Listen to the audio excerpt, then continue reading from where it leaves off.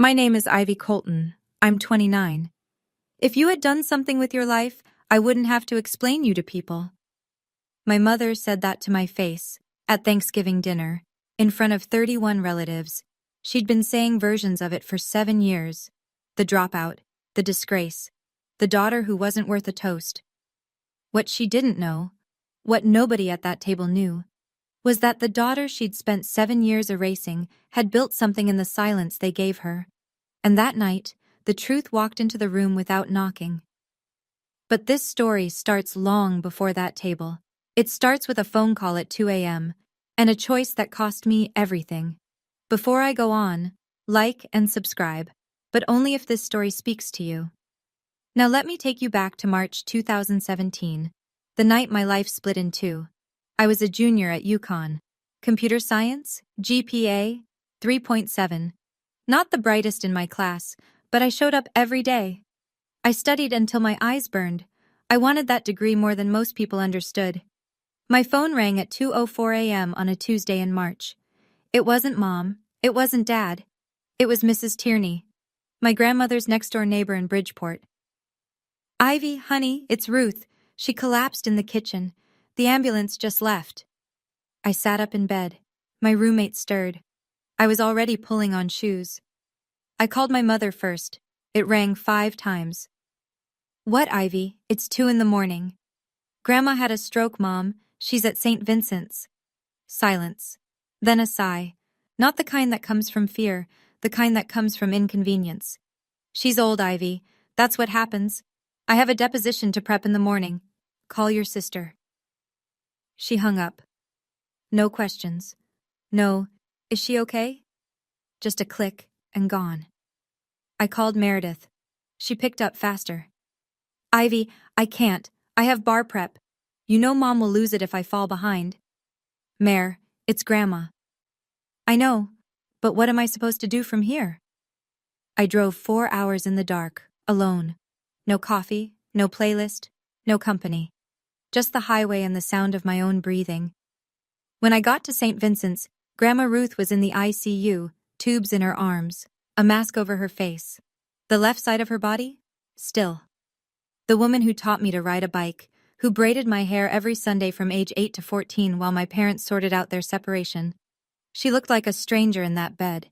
She opened her eyes, reached for my hand, squeezed once. She said something through the oxygen mask. One sentence. Quiet, just for me. I'll tell you what she said later. It matters. But right then, standing in that fluorescent room, I understood something with perfect clarity. No one else was coming. Grandma Ruth needed 6 to 12 months of full-time rehabilitation. Physical therapy 3 times a week. Someone to help her eat, bathe, move from the bed to the chair. The hospital social worker handed me a pamphlet for home care aides. I looked at the rates and almost laughed. $42 an hour. Ruth's Social Security check barely covered rent and medication. I went to my academic advisor the following Monday. Professor Donnelly, a good man, wire-rimmed glasses, coffee stain on his sleeve every single day. "Take a leave of absence," he said. "You've earned it. Come back when you can." He signed the paperwork. I signed the paperwork. I packed my dorm room into 4 boxes and drove back to Bridgeport. Then I called my mother. "I'm taking a leave. I need to be with Grandma full-time." The line went quiet. Not shocked quiet. Calculating quiet. "Don't tell anyone in the family," she said. "What?" "I don't want them thinking we can't handle our own problems. You know how they talk." "But it's the truth, Mom." Her voice dropped, flat, final. "The truth is, you're quitting. That's all they need to know." I stood in Grandma Ruth's kitchen, phone pressed to my ear, watching Ruth through the doorway. She was asleep in the hospital bed we'd rented for the living room, her left hand curled against the blanket like a fallen leaf. I wanted to fight. I wanted to say, "I'm not quitting, I'm choosing. There's a difference and you know it." But Ruth had just come home. She needed calm. She needed me present, not on the phone screaming at a woman who had already decided what the story would be. So I said nothing. And my mother began writing the first draft of a lie she would tell for the next 7 years. The 4th of July barbecue was at Aunt Linda's house in Glastonbury. 20-some people, burgers, citronella candles, Kids running through the sprinkler, I almost didn't go. But Grandma Ruth asked me to push her wheelchair out onto the patio, and I couldn't say no to a woman who'd spent 3 months relearning how to hold a fork. We arrived 40 minutes late. I'd been doing Ruth's afternoon stretches, the ones the physical therapist showed me, the ones that made Ruth grip the armrest and whisper curses she thought I couldn't hear. When I pushed her through the back gate, I felt it immediately. The air shifted. People looked at me too long, then looked away too fast. Aunt Linda came over first. She put her hand on my arm. "Honey, are you okay? Your mom told us." I glanced across the yard. My mother stood by the drink table, dabbing her eyes with a napkin, surrounded by 3 of my aunts. She looked up, caught my gaze, looked back down at her plate. "That's not exactly what happened," I said. "Grandma needed—" "Ivy, please." My mother's voice carried across the patio, soft, trembling. "Not here, not today." Every head turned, not toward her, toward me, like I was the one causing a scene, like I was the one making a grieving mother cry at a family barbecue. I closed my mouth. Grandma Ruth reached up from her wheelchair and squeezed my wrist. She didn't say a word. She didn't need to. I spent the rest of the afternoon in the corner of the yard with a paper plate I never touched, watching my mother receive hugs from people who thought she was brave. On the drive home, my phone buzzed. A text from Meredith. "Mom's really upset. Why do you always have to make everything about yourself?" I pulled over, read it twice. Then I put the phone in the glove compartment and drove my grandmother home in silence. 6 months later, Ruth was stronger. Still in the wheelchair, but she could transfer to the couch by herself, make her own tea, argue with the television. She was coming back, and I was building something too. Quietly, at 2 in the morning, after Ruth fell asleep. Online courses, Python, JavaScript, data architecture. I didn't have a degree, but I had time, discipline, and a kitchen table that doubled as a desk. Then I caught a break. A small software company in Hartford, Ridgeline Tech, posted an internship that didn't require a bachelor's. I applied. I got a callback. I interviewed. The hiring manager, a woman named Paula, smiled and said, "You're exactly the kind of self-starter we need." I got the offer letter on a Thursday. I started the following Monday, or I was supposed to. Friday afternoon, my phone rang. Paula's voice was different. "Miss Colton, I'm sorry. We've received some concerning information. We're going to have to rescind the offer." My chest went cold. "What information?" "A family member called, expressed concerns about your reliability. I'm sorry. It's policy. We can't move forward." I knew before she finished the sentence. I knew who called. I drove to my mother's house that evening. She was watering the rosemary on the front porch. "Did you call my internship?" She didn't flinch. "I don't know what you're talking about." "Someone from my family called HR and told them I wasn't reliable." She set down the watering can, looked at me the way you'd look at a child who keeps asking for candy after you've said no. "Maybe they just didn't want you. Did you think about that? Not everyone is going to hand you things, Ivy." She went inside. The screen door closed behind her. I stood on that porch for a long time. Back at Ruth's house that night, I sat at the kitchen table and stared at nothing. Ruth wheeled in from the living room. She watched me for a while, longer than usual. I thought she was just tired. I didn't know it then. But someone in that house had already started collecting the truth. I just wouldn't find out for years. Let me tell you what rock bottom looks like when no one is watching. I was 24. I lived in a studio apartment in Bridgeport, $650 a month, radiator that clanked all night, a window that faced a brick wall. I freelanced web projects for small businesses, a bakery in Milford, a landscaping company in Shelton, a dentist's office that needed an online booking form, $15 an hour, sometimes $20 if the client didn't haggle. Ruth's Social Security covered her rent, but not her medication. The blood thinners alone were $380 a month after the Medicare gap. I covered the difference every month. Without asking anyone? Without anyone asking me? My savings account had $1,140 in it. That number went down every month, never up. But that wasn't the worst part. The worst part was Thanksgiving. Every year I went. Because Ruth wanted to see the family. Because she loved her granddaughters, both of us, even if the room only loved one back. And every year, my mother delivered the same performance. The sad sigh when someone asked about me.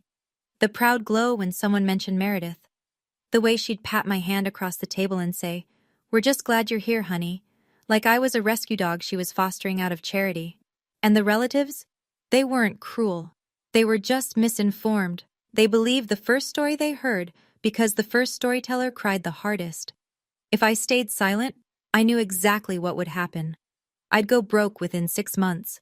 I'd lose the ability to pay for Ruth's medication. And I'd spend the rest of my life as a cautionary tale my mother told at dinner parties. The daughter who almost was. One night, I sat in front of my laptop. A side project I'd been building for months. A logistics management tool for small freight companies. I'd been testing it with a trucking company in New Haven. The owner said it saved him 11 hours a week. I looked at it, really looked at it. It was good. It was genuinely, undeniably good. And something in me shifted. I made a decision in January 2019. No announcement, no manifesto. Just a choice made at a kitchen table at 1 a.m. with the radiator clanking and a cup of cold coffee next to my laptop. I was going to build this thing, for real.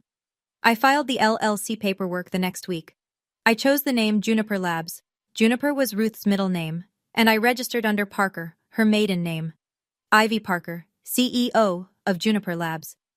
On paper, no connection to Ivy Colton, the family disappointment. I didn't do this to hide. I did it to survive. The last time I'd been visible, the internship, someone made one phone call and took it away. I wasn't going to give anyone that chance again, not my mother, not anyone. Ruth knew, she was the only one. I told her over breakfast one morning, scrambled eggs, wheat toast, her blood pressure pill next to the orange juice. "I'm starting a company, Grandma, a real one." She looked at me over her glasses. "About time. I can't tell anyone. Not Mom, not Meredith, not even Uncle Rob." "Good. It might not work." She set down her fork. "And it might. So stop talking and go build it." 2 weeks later, she called me into her bedroom. She handed me a check. $3,200. I stared at it. "Grandma, this is everything you have." "I know what it is. I can't take this." She took my hand. Her grip was weaker on the left side, but it was still firm enough to mean business. "I didn't raise you to be small, Ivy. Take the money, buy whatever computers need buying, and don't you dare pay me back." I bought a server. I built the first production version of Juniper's platform in Ruth's spare bedroom, sitting on a folding chair, working 16 hours a day. No one clapped, no one noticed. That was the point. Let me move fast here, because 3 years of building looks a lot less glamorous than people think. Year 1. I had 3 clients, all small freight companies in Connecticut and Western Massachusetts. I drove to each one personally, installed the software on their office computers, trained their dispatchers. Revenue, $48,000. Enough to keep the lights on, keep Ruth's prescriptions filled, and reinvest every leftover dollar back into the platform. Year 2. Word spread. Not through marketing, but through truck drivers talking to truck drivers at rest stops and loading docks. 17 clients. I hired my first employee, a developer named Marcus, who worked remotely from Philadelphia. Revenue, $310,000. I moved out of the studio and into a one-bedroom. Ruth got a new wheelchair, the kind with actual cushioning. Year 3. 82 clients across 14 states, 6 employees, all remote. Revenue, $2.1 million. A venture capital fund in Boston called and asked if I was raising a round. I said not yet. They said they'd wait. And through all 3 of those years, I kept going to Thanksgiving, because Ruth asked me to, because she loved those gatherings even when they didn't love me back. And every single time, the ritual played out the same way. "Still no degree?" my mother would say to whoever was listening. "Meredith just made junior partner. We're so proud." At Thanksgiving year 3, Aunt Linda's daughter-in-law asked me directly, "So what do you do exactly, Ivy?" Before I could open my mouth, my mother answered for me. "She does some computer thing, freelance, I think." She didn't look at me when she said it. She never did. Ruth caught my eye from across the table and gave me the smallest nod, the kind only I could read. Not yet. Then year 4 happened, and everything accelerated. A phone call from San Francisco, a number that made me sit down on the floor of my apartment. But that, I'll get to in a moment. Okay, let me pause here for a moment. Ivy just got a call that could change everything. But before I continue, I have to ask you something. If you were Ivy and you'd been silenced for years, would you tell your family the truth now? Or would you keep building in silence? Drop your answer in the comments. A for tell, B for stay silent. Now, let's keep going. Thanksgiving, year 5, the year Meredith brought Craig home. Craig Whitfield. Tall, polite, firm handshake. His family owned a commercial real estate firm in Fairfield County. His grandmother, Mrs. Henderson, came too. Silver hair, pearl earrings, the kind of posture that said she'd never slouched a day in her life. 30 people at the table. Diane had outdone herself. New tablecloth, actual cloth napkins, a centerpiece she'd probably pinned on Pinterest 3 months in advance. Craig sat beside Meredith. I sat across from them, next to Ruth. It happened during the salad course. So, Ivy, Craig said, smiling, where'd you go to school? A simple question, polite, the kind of question people ask when they're trying to include you. I opened my mouth. My mother was faster. Ivy didn't finish college, Craig. The table shifted. Forks paused. Craig blinked. Oh, that's fine. Lots of people. She had potential. My mother tilted her head, the picture of maternal sorrow. But some people just aren't built for it. I felt 30 pairs of eyes graze my skin. I left for a reason, Mom. Honey, we've been over this. Meredith pressed her lips together. Can we not do this at dinner? My mother turned to Craig, voice low enough to seem intimate, loud enough for the entire end of the table to hear. I just worry about her, you know. A mother never stops worrying. My father picked up his wine glass, drank, set it down, said nothing. Ruth looked at me from the other end of the table. Her eyes said 2 words. Not yet. After dinner, I was standing on the back porch when the screen door opened. Craig. He leaned against the railing, hands in his pockets. For what it's worth, he said, your mom seems complicated. I looked at him. You okay? He asked. It was the first time anyone in Meredith's orbit had asked me that. The first time someone new hadn't simply accepted my mother's version as gospel. I will be, I said. He nodded. Went back inside. I stood in the cold for another 10 minutes, watching my breath disappear into the dark. January. A Tuesday. I was buying dish soap at the Stop and Shop on Boston Avenue when I heard my name. Ivy? Ivy Colton? I turned. Uncle Rob stood at the end of the aisle, a basket of groceries in one hand, a look on his face like he'd just seen someone back from the dead. He set the basket down and hugged me. Tight. The kind of hug that lasts 3 seconds too long because the person means it. Kiddo, I've missed you. He pulled back, both hands on my shoulders. Your mom said you didn't want to hear from any of us. I felt the floor tilt. She said what? She said you were going through something, needed space. He searched my face. Said I'd make it worse if I reached out. I stared at him. 4 years. 4 years of silence between us, and I'd assumed he just didn't care enough, that he'd heard my mother's version and written me off like everyone else. Uncle Rob, I never said that. Not once. His jaw tightened. Something shifted behind his eyes. Not surprise exactly, but confirmation. Like a suspicion he'd carried for years had just been proven right. Tell me, he said. All of it. We sat in his car in the parking lot for 40 minutes. I told him about the stroke, about leaving school, about Mom forbidding me to explain, about the barbecue, about the way she cried on cue, and the way the room always believed her. He didn't interrupt. He just listened. When I finished, he exhaled through his nose and said one sentence. She controlled the story. I nodded. He was quiet for a moment. Then, what are you doing now? For work? I hesitated, looked at my hands. I'm building something. I can't say more yet. He didn't push, didn't pry. He reached into his jacket and handed me a business card. Robert Grant, his newsletter, financial analysis for the fintech sector. I still keep up with the tech world, he said. Old habit. When you're ready, he added. I'm here. I put the card in my wallet. A thought flickered across my mind. Brief, electric. But I didn't say it out loud. I just drove home. 2 months later, my phone rang on a Sunday morning. My mother's name on the screen. Rare. She almost never called me directly. I was someone she talked about, not someone she talked to. Sweetheart, I've been thinking. The word sweetheart landed like a counterfeit bill, too smooth, too deliberate. What if you went back to school? I could help with tuition. There it was, the trap, perfectly set, neatly wrapped. If I went back, she'd get a new narrative, the selfless mother who saved her wayward daughter. If I refused, she'd get a different one, the ungrateful child who rejected help. Either way, she won. I appreciate the offer, Mom, but I'm fine where I am. Where are you, Ivy? Doing what? You can't keep hiding. I'm not hiding. A pause. When she spoke again, the sweetness was gone.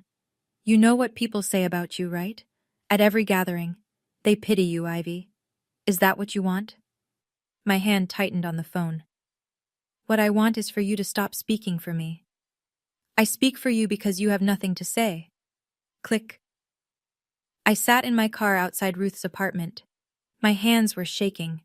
Not from sadness. I'd burned through sadness years ago.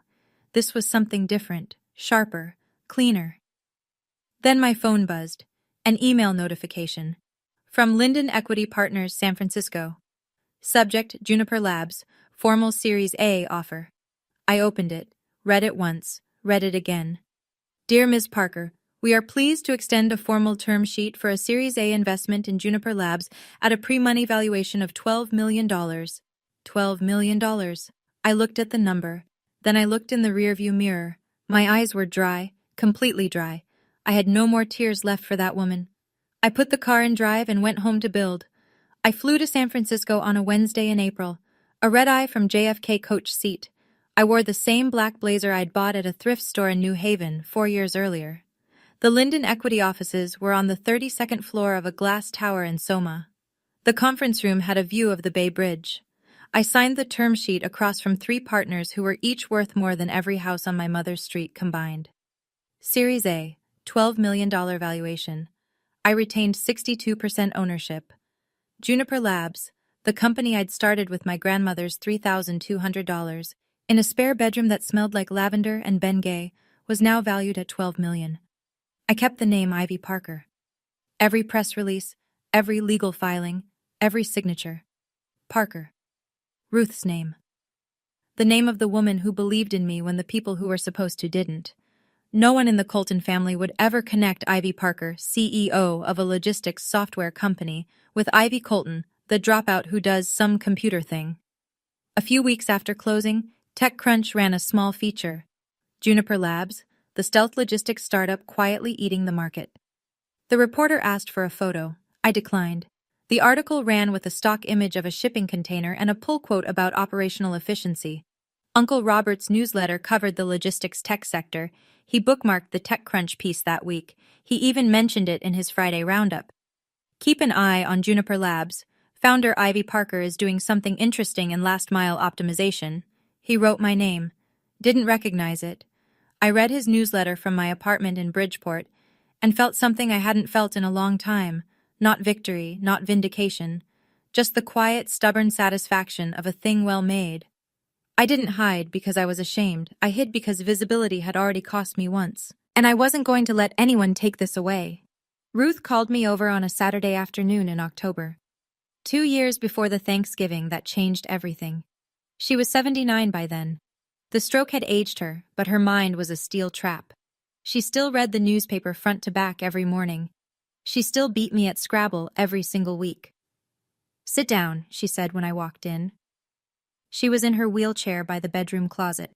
A shoebox sat on her lap, the old kind, from a department store that probably didn't exist anymore. She handed it to me. Open it. Inside, beneath a few photographs and a rubber-banded stack of birthday cards, was a single printed email. I unfolded it. From diane.colton@gmail.com to paula.reynolds@ridgelinetech.com. Date: March 14th, 2018. Subject: regarding Ivy Colton. Confidential. I'm writing out of concern for my daughter, Ivy Colton. She has a history of unreliability, and I would hate for your company to be put in a difficult position. I love my daughter, but I believe in honesty, and I feel it's only fair to warn you. The words blurred. My hands were shaking. Grandma, how long have you had this? Since the week it happened. She used my computer and forgot to sign out. I printed it before she could delete it. Why didn't you tell me sooner? She reached over and put her hand on mine. Steady. Because you weren't ready. You would have confronted her, and she would have destroyed you. You needed to be standing on your own ground first. She looked at me. Really looked, the way she did when she wanted me to hear something with more than my ears. Are you standing now? I thought about the Series A, the 22 employees, the platform that ran supply chains for 200 businesses across 18 states. I'm standing. Then you hold on to that, and you wait for the right moment. She squeezed my hand. If she ever tries to rewrite history in front of the people who matter, you show them the ink. I took the email home. I put it in my safe. I told myself I'd never need it. I was wrong. 3 weeks before this year's Thanksgiving, I was at Meredith's apartment picking up a coat I'd lent her the previous winter. She was on the phone when I walked in. Speaker on. She didn't hear me come through the front door. My mother's voice filled the room.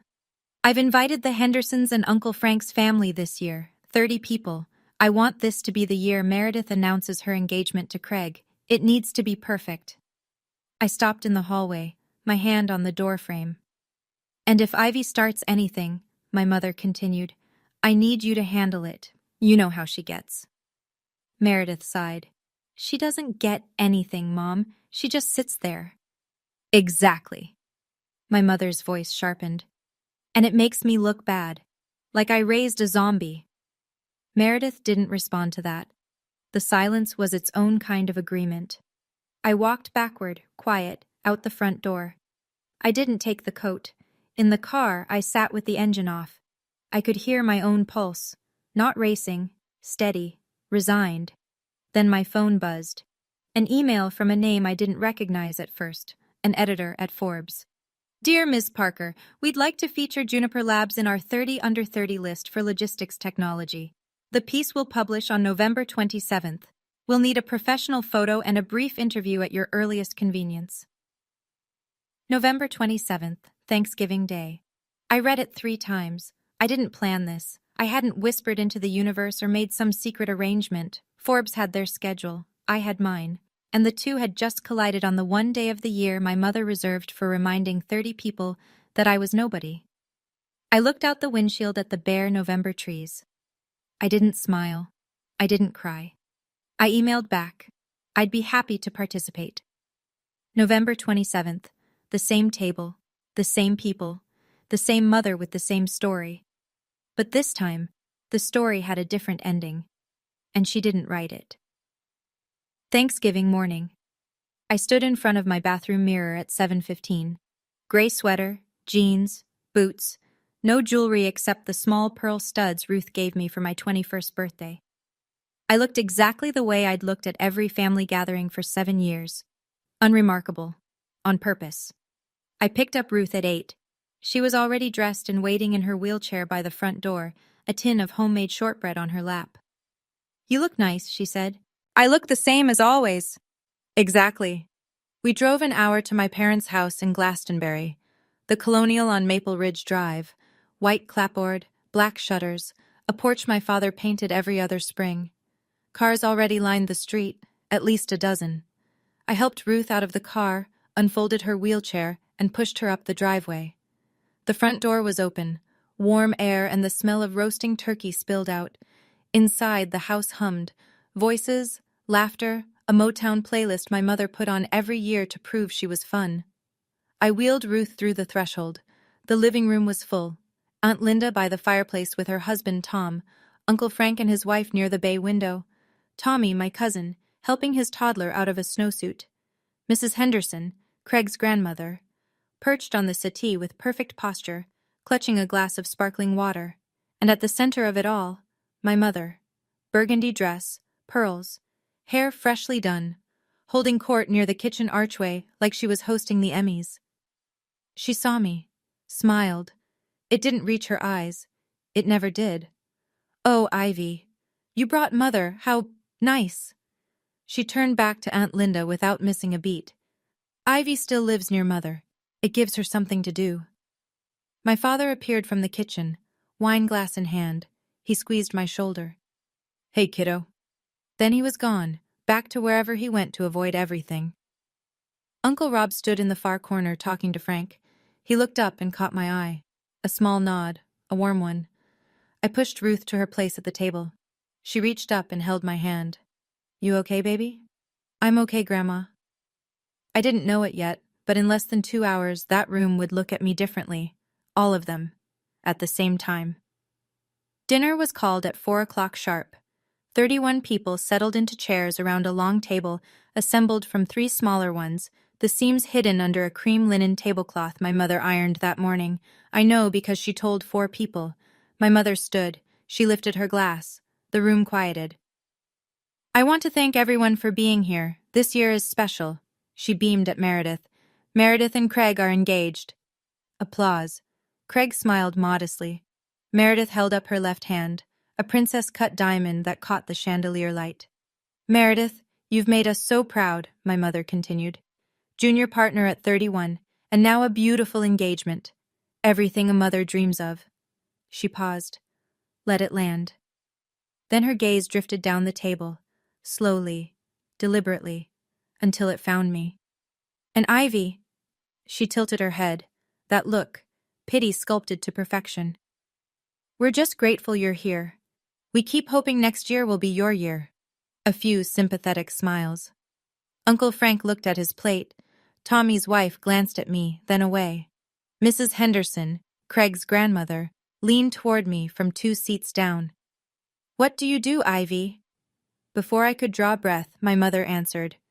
"Ivy is figuring things out. She left college a few years ago." She lowered her voice just enough to seem discreet, just loud enough for half the table to hear. "It's been a journey." She pressed on journey, like it was a wound she was dressing in public. Meredith added, without looking up from her plate, "She's really good with computers, though. She fixed my printer once." Laughter. Not cruel. Polite, reflexive. The kind of laughter that comes when people don't know what else to do. I set my fork down. Didn't speak. From the far end of the table, Ruth's voice cut through clean and steady. "Ivy is more than what you've been told." The laughter stopped. My mother's smile tightened. "Mother, please, let's just enjoy dinner." Ruth looked at my mother, said nothing more, but her eyes held something. A clock ticking down. A warning no one in that room understood. Except me. Under the table, I felt my phone vibrate in my pocket. I didn't reach for it. But somewhere in that room, at least 3 other phones had just buzzed too. After dinner, the table scattered into the living room. Coffee, pie, the easy noise of people settling into the second act of a long afternoon. I was standing near the bookshelf, holding a cup of tea I hadn't sipped, when I heard my mother's voice. She was on the sofa. Mrs. Henderson sat beside her. My mother leaned in, close enough to seem confidential, far enough that her voice carried to anyone within 10 feet. "Between you and me, Margaret, I sometimes wonder if Ivy dropped out because of mental health issues." My fingers tightened around the cup. "We've tried to help. She refuses." My mother pressed a hand to her chest. "I don't say this to be cruel. I say it because a mother carries that weight alone." Mrs. Henderson's expression was unreadable. Aunt Linda, standing behind the sofa, heard every word. So did Tommy. So did Craig, who was refilling his coffee at the sideboard 3 steps away. I set the tea down on the shelf. I walked over. My shoes were quiet on the carpet, but every person near that sofa tracked my movement. "Mom, I need you to stop." She looked up, startled or performing startled. "Ivy, I was just... You were telling a stranger I have mental health issues, in front of our family." I kept my voice even. Level. That's not concern. That's cruelty. Her eyes glistened on command. I just worry about you. My father's voice came from the corner, half a question. Diane, maybe. Kevin, don't. She didn't even turn. Then she looked back at me, and the mask slipped. Just a crack, just for a second. Underneath was something cold and certain. If you had done something with your life, I wouldn't have to explain you to people. 30 people. That sentence landed on all of them. Tommy looked at his wife. Aunt Linda covered her mouth. Craig set down the coffee pot and stared at the floor. From the end of the room, in her wheelchair, Ruth spoke. 2 words, clear as a bell. That's enough. And then Uncle Rob's phone buzzed, and everything changed. Rob pulled the phone from his shirt pocket. Reflex, the way you check a notification without thinking. He glanced at the screen, then he stopped. His thumb hovered, his mouth opened slightly. He read it again. I watched from across the room. I didn't know what the alert said, but I knew from the way his face changed, the way the color drained from his cheeks and then came flooding back, that it was happening. Ivy? His voice was quiet, almost a whisper, but the room was already silent from my mother's last sentence, and in that silence, his single word carried like a gunshot. I looked at him, he looked at me, then he looked at Ruth, then back at his phone. Is this you? Uncle Frank was the first to move. What is it, Rob? Rob turned the phone around. Frank took it, read. His eyebrows climbed his forehead. Good Lord, Frank said. Aunt Linda was already pulling out her own phone. Her thumbs moved fast. I could see the glow of a search engine reflecting off her glasses. 3 seconds. 5. Oh my God! She turned her screen toward the table. A photo. The one I'd taken 2 weeks ago in a studio in New Haven, the only professional portrait I'd ever sat for because Forbes had required it. My face, my name, a headline about an acquisition worth $47 million. One by one, heads turned. Tommy, his wife, Uncle Frank's daughter, Craig, Mrs. Henderson. They looked at the phones. Then they looked at me. My mother stood in the center of the room. She hadn't moved. She looked from face to face, trying to read the room the way she always did, trying to find the current so she could steer it. What? She said. What is everyone looking at? No one answered her. Meredith reached for Craig's phone. He handed it to her without a word. She read. Her hand dropped to her lap. She set the phone face down on the cushion beside her and stared at the carpet. My mother was the last person in the room to find out, and for the first time in 7 years, she had nothing to say. I need to stop here for just a second. The room is silent. 30 people are staring at Ivy. Diane still doesn't know what's happening. What do you think happens next? Does Ivy stay calm, or does she finally let it all out? Type C for calm, D for eruption. And if this story has you on the edge of your seat, hit subscribe now. Let's keep going. My father walked over to my mother. He held out his phone, screen up. She took it, read. I watched her face move through 3 stages. Confusion, her brow furrowed, her lips parted. Shock, her chin pulled back, her grip on the phone tightened. And then something I had never seen on my mother's face in 29 years of being her daughter. Fear. This isn't real, she said. Uncle Rob stood up from his chair. It's on Forbes, Diane, and TechCrunch, and Bloomberg's Afternoon Wire. It's very real. My mother looked at me. Her mouth opened and closed once before sound came out. You built a company? Worth $47 million? Yes. And you didn't tell us?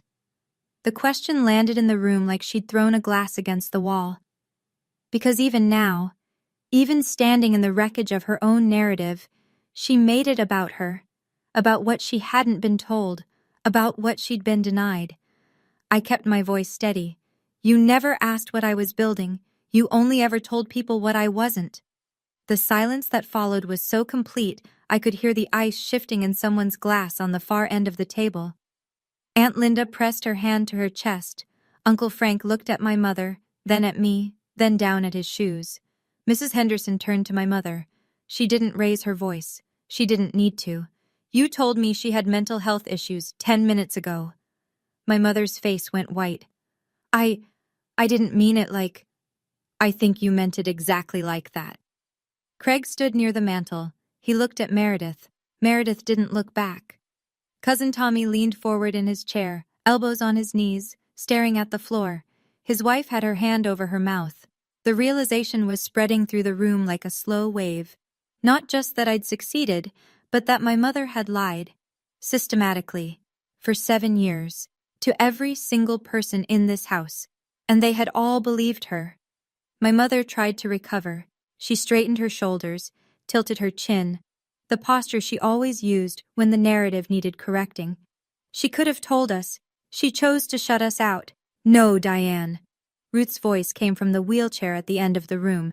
Not loud, not angry, just absolute. You shut her out.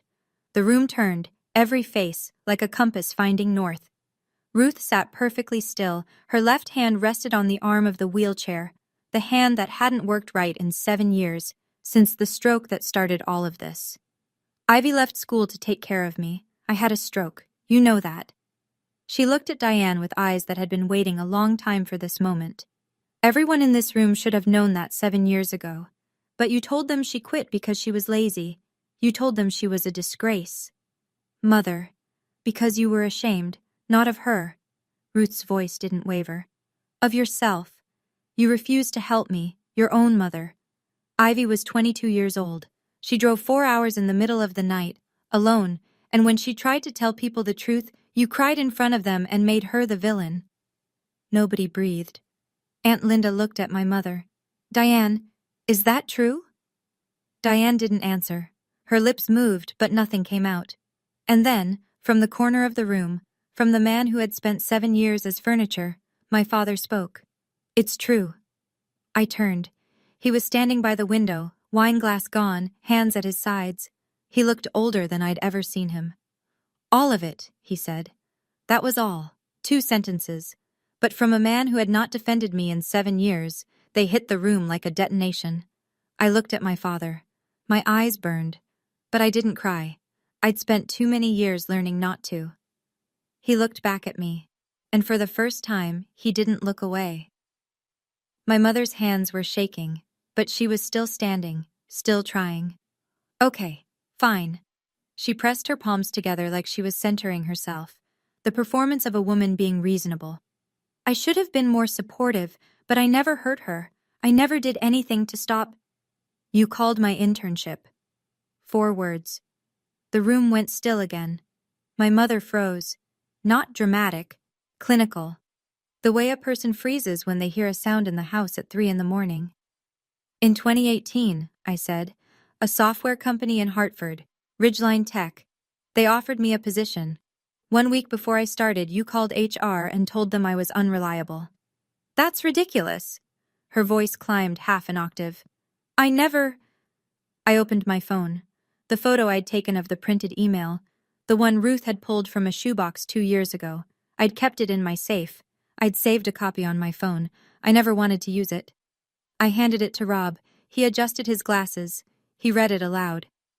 I'm writing out of concern for my daughter, Ivy Colton. She has a history of unreliability, and I would hate for your company to be put in a difficult position. I love my daughter, but I believe in honesty. He trailed off. He didn't need to finish. The room had already heard enough. He set the phone on the coffee table, looked at my mother. You sabotaged your own daughter. I was trying to protect her. From what? His voice was quiet, devastatingly quiet. From succeeding? Uncle Frank leaned back in his chair. Jesus, Diane. Meredith was still on the sofa. Her face was pale. Mom, did you really do that? My mother didn't answer. She looked around the room, the slow, searching look of a person who has always been able to find at least one ally and is discovering for the first time that there are none. 30 faces, not one looked back with sympathy. Craig stood a step behind Meredith. I noticed something small. His hand, which had been resting on her shoulder, was gone. He'd moved it to his side, a tiny gesture. But in that room, at that moment, it said everything. My mother sat down. Not gracefully. Not the way she normally lowered herself into a chair, smoothing her dress, crossing her ankles. She just dropped. The cushion sighed under her weight, and she cried. Real tears this time. I could tell the difference. I'd been watching her manufactured grief for 7 years, and this wasn't that. This was ugly. Unpracticed.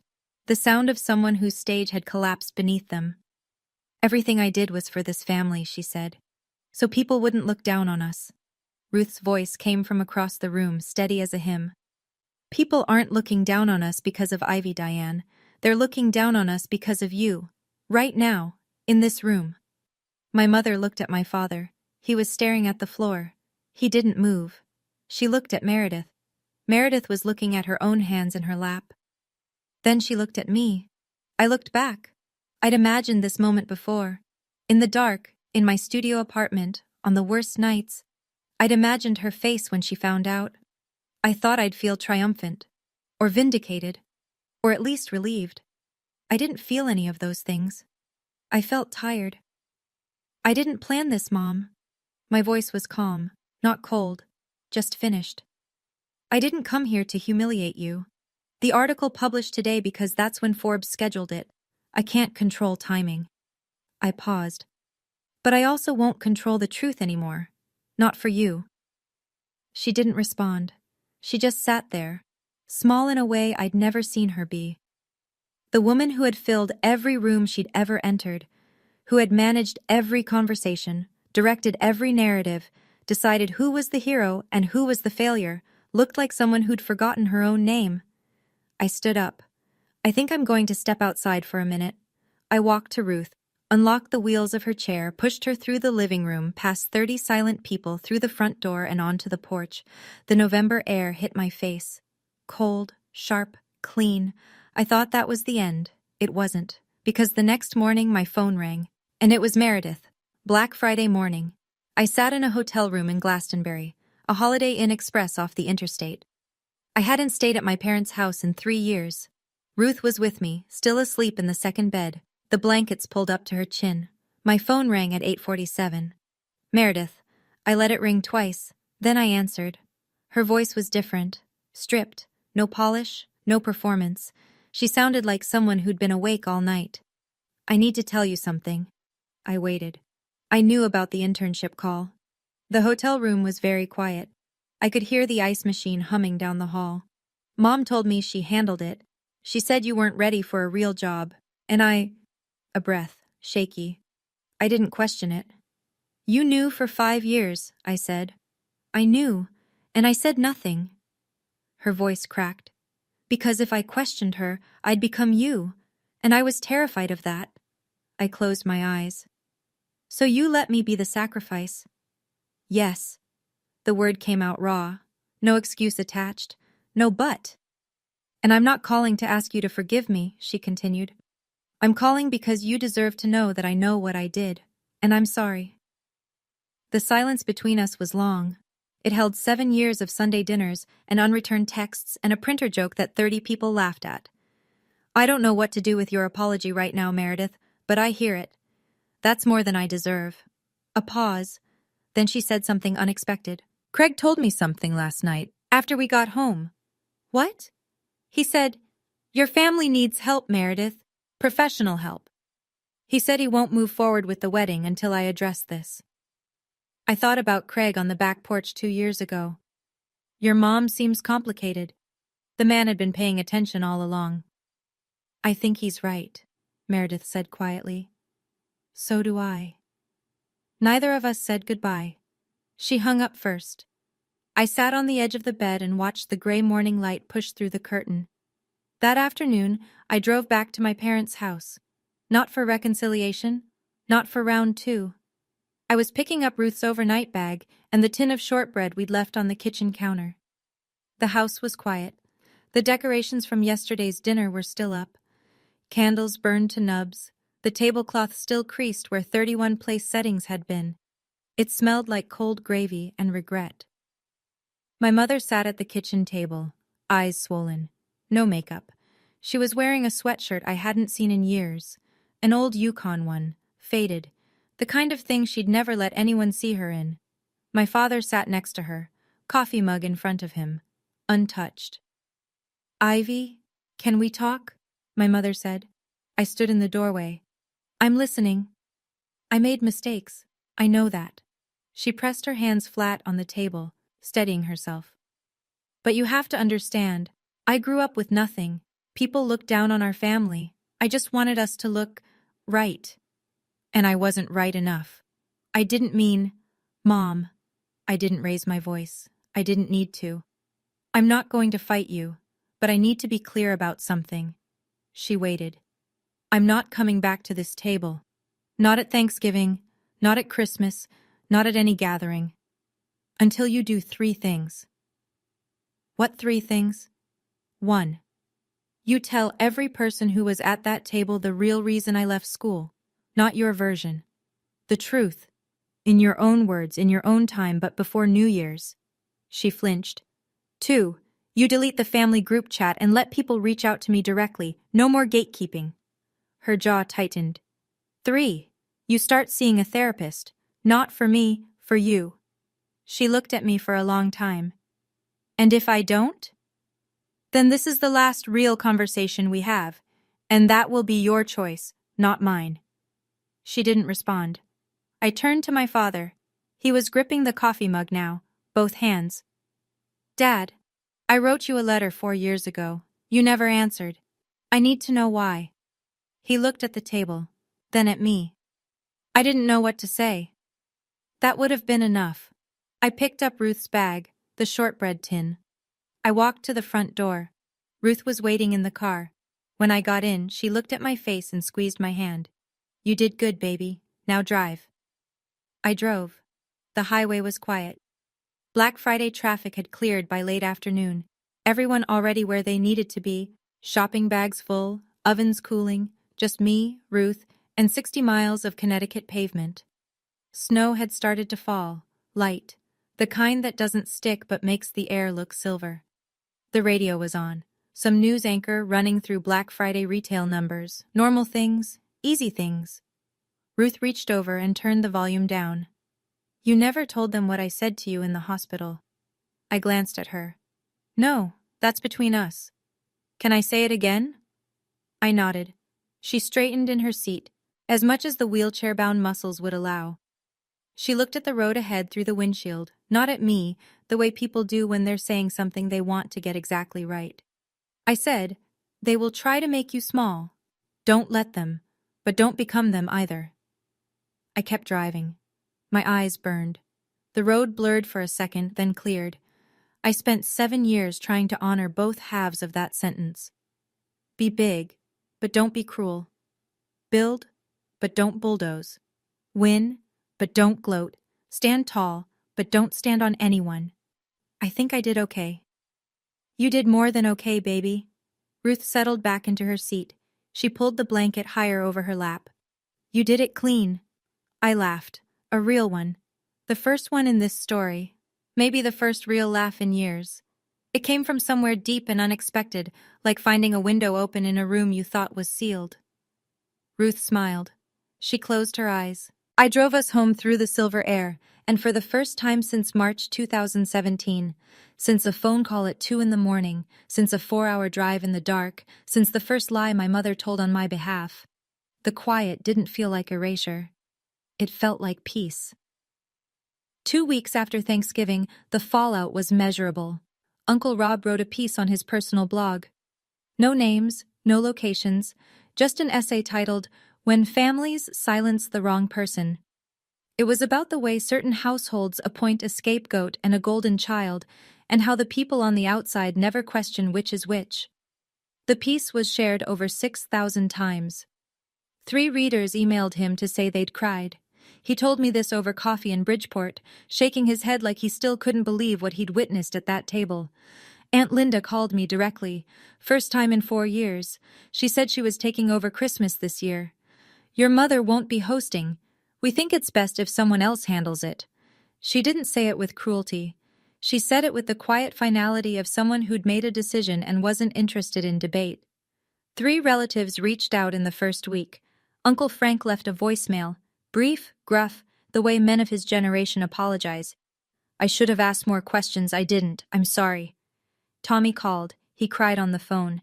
I believed her, Ivy. For 7 years, I'm so sorry, I just should have. I told him what I told all of them. You believed what you were told. I don't blame you for that. And Diane? She sent me an email, not a phone call. She didn't have the nerve. The email was short, 4 sentences. I understand your conditions. I'm not ready for all of them, but I've called Dr. Shelton and made an appointment for next Tuesday. That's what I can do right now. I read it twice. I didn't respond that night, but I saved it. Later I learned what pushed her. It wasn't my words. It wasn't Rob's blog post. It was Margaret Henderson. Craig's grandmother had pulled Diane aside before leaving Thanksgiving night and said, I raised 3 children. I never once called a stranger to sabotage one of them. You need help, Diane. Real help. A mother's judgment, from a peer, from a woman her own age. That was the blade that finally got through. Craig held firm. He told Meredith he loved her, but the wedding was on pause until she started family therapy, not as a punishment, as a prerequisite. I'm not marrying into something I don't understand, he said. Meredith agreed. She started sessions the second week of December. Then, a week before Christmas, a letter arrived at my apartment. Not a text, not an email.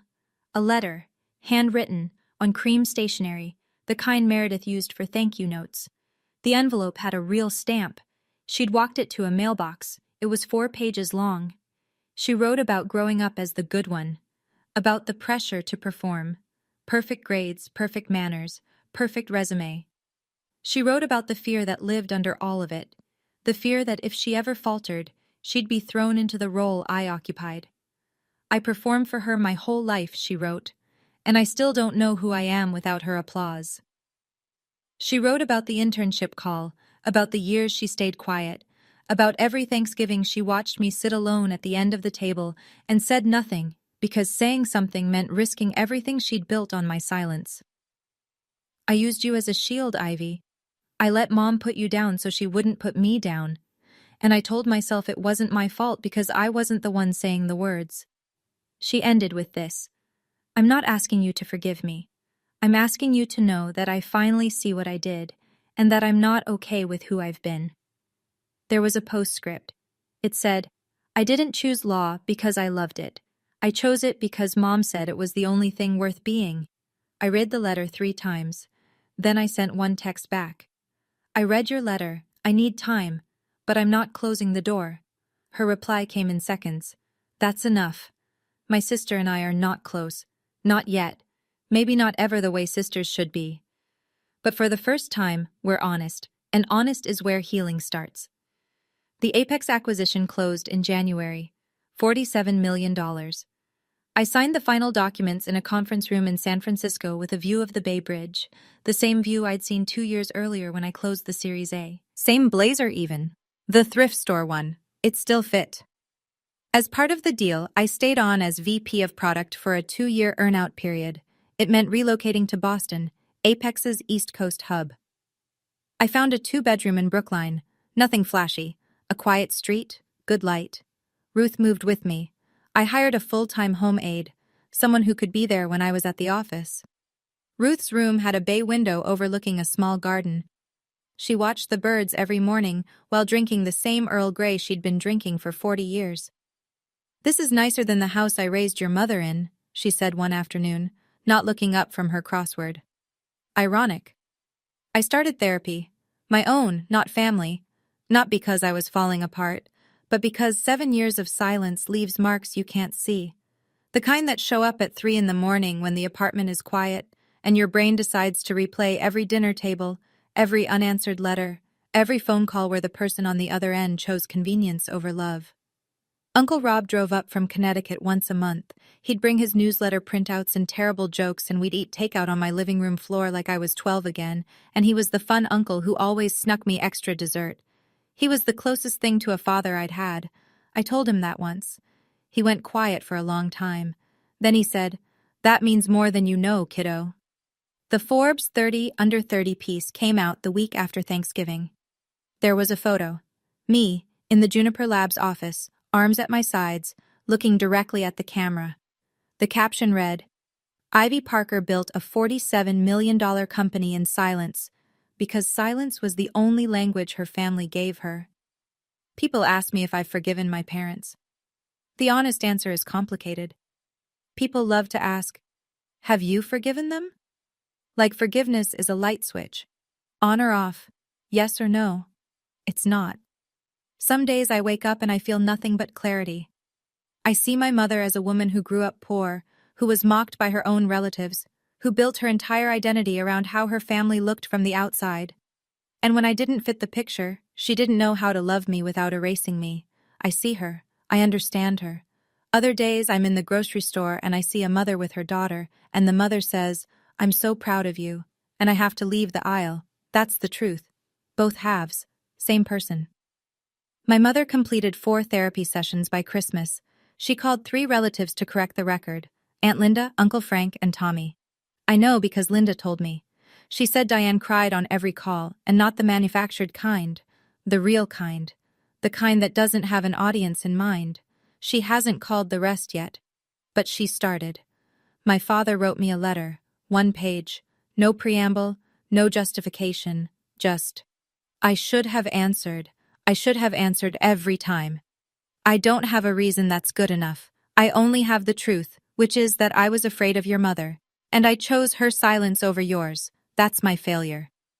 I read it at my kitchen table. Ruth was asleep in her room. The apartment was quiet. I didn't write back yet. But I kept the letter. Here's what I've learned. Love without boundaries is just a door without a lock. Anyone can walk in, anyone can take whatever they want, and they'll call it family while they do it. I don't hate my mother. I hate what she did.